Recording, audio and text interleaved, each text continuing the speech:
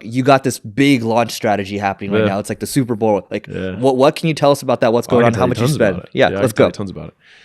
So, $100 million offers, the first book.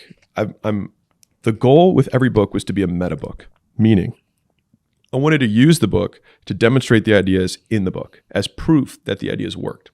And so, $100 million offers, how to make offers so good people feel stupid saying no, was supposed to in and of itself be an offer so good people feel stupid saying no. And so I made the book $2 on Kindle, and I added in a course that most people would sell for $1,000 to $5,000 on top of it, and made it for free on my site, not behind an opt-in wall, just made it for free for everyone with downloads and everything.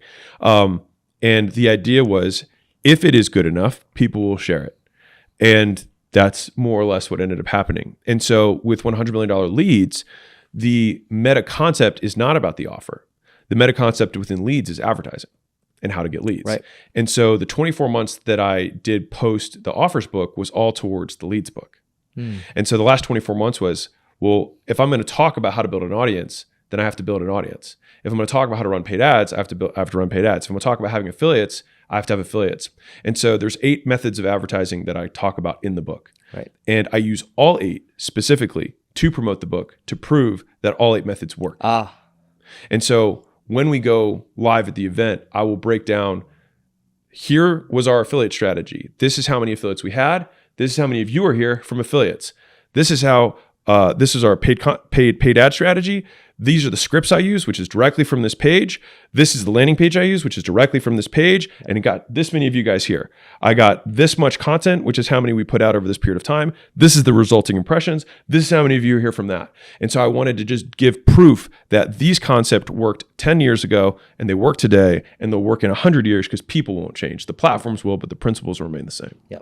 So, I mean, you're basically showing, hey, like, I'm showing you this in the book, and I'm meta. This is how it works, right? Yeah. But by the way, for the affiliates, what are they getting out of this? I mean, it's a $2 book. Like, well, what's in it for them? Yeah. And actually, the Kindle on this one is $10 because the point was not to be an offer. The point was to be a leads thing. Got it. Right. And the next book will be a meta concept on that. So every book will have its own unique thing. Anyways. So with the affiliates, I think of affiliates in kind of 2 tiers. Now, when I make a true affiliate strategy for a business, there's usually 3. There's usually first level, which is the base level that everybody starts at. There's the next level, which is an activation point level, which is whatever activation point is for you in your business. You make that the next kicker for their income or whatever the benefit is.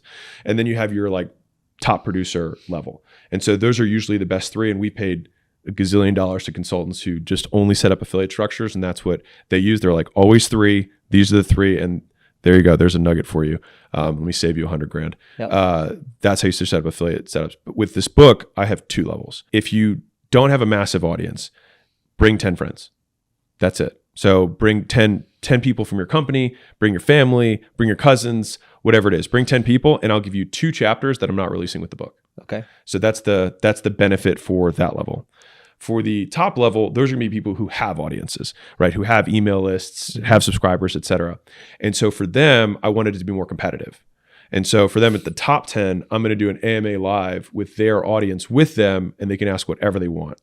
And the reason I chose that specific benefit for them was that if I said, hey, I'm giving a Lamborghini or I'm giving a car to the top 10 people, right? If they go to their audience and say, hey, attend this thing so I can win this car, that's them extracting goodwill from the audience. Right. And I don't want them to do that for me. And so I was like, how can I also use the concepts that I preach for them? And so I made it an AMA so that their audience clicking their affiliate link benefits their audience.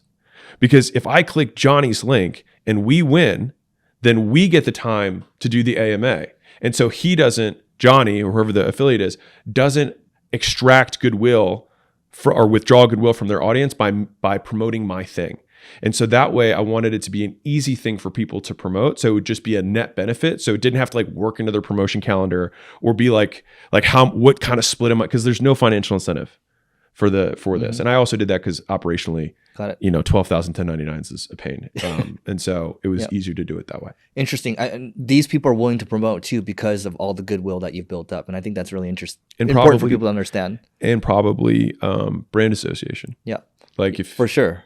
Like real time, like that was the thing that I'm still consistently learning and am impressed by how branding works. Yeah. But yeah, I think that was also an element of it. So, and the AMAs that you're doing basically 10 separate AMAs? Yeah. AMAs? Okay, 10 separate ones. So it's totally like their audience. Yeah. And so, yeah, and I don't do a lot of these yeah. By percentage of requests. And so for many of them, this is like the only shot that they'll probably have to do that. And so I wanted to make it cool and awesome. Got it. How many hours do you think you put into this launch? How much do you think you've spent so far? I spent $1 million in cash on the event so far. Yeah. Probably more, honestly. It's been probably more. And then, so right now we have like 405 or 10,000 people registered for the event, which is pretty nuts. It's like 7 NFL stadiums. Dude, I imagine attendance rate has to be pretty high too. I hope so. Yeah. Well, this is the first time, that we've done anything like this big. So yeah, we've spent that much money. And then from a time perspective, this has been, if you include the writing of the book, I mean, I've got 2,000 hours into this. Yeah. So if we don't include writing the book, the presentation that I'm giving, I've probably put 200 hours into it. Wow. Okay. Yeah. So I will do the work. And so I made the presentation, and now I feel like I have the process down. So I will share this with you. So I'm a big fan of outworking yourself out, right? Okay. Like you're never nervous if you're fully prepared. And so I don't want to be nervous for this thing. And if anything, I just want to be excited about it, which I am. But the way I approached it was I made the first version of the presentation, and then I presented it, and I recorded it, and then I watched the recording with the deck up, and I pause it every time there's a mess up, and I fix the deck, and then I play, fix, play, fix, play, fix.